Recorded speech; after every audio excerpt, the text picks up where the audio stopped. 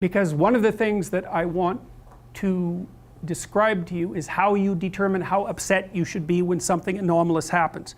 Because it's really hard to figure out, right? So because, well, you see this often, especially if you're unsophisticated in dispute settlement with an intimate partner. Every little bump in the relationship is the potential dissolution of the entire relationship. That's actually why people get married, you know, just so you know.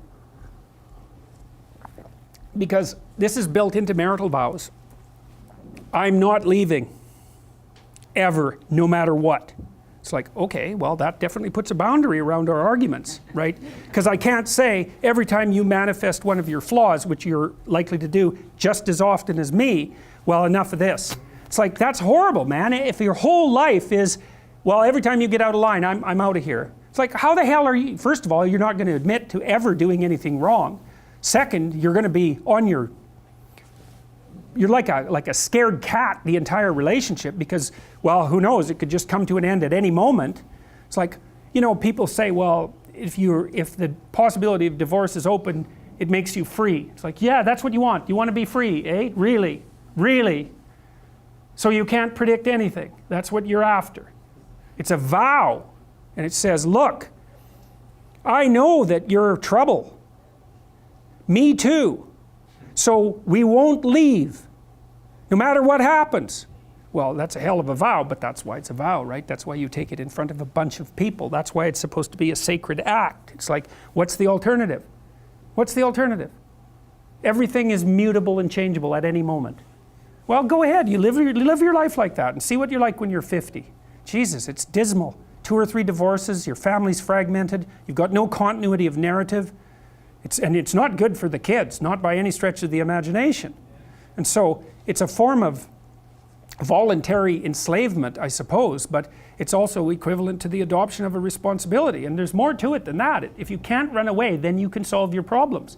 Because it might be, okay, well, I'm stuck with you. So how about we fix things? Because the alternative is we're going to be in a boxing match for the next 40 years. That's the alternative.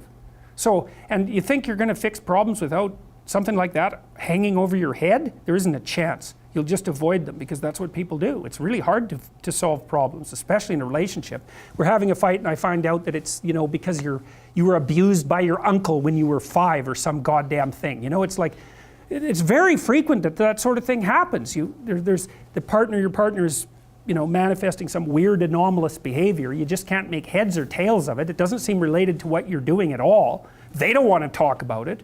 And so as soon as you bring it up, they get mad. And then you bring it up again, they even get madder and they tell you that you're not going to talk about that or they're going to leave.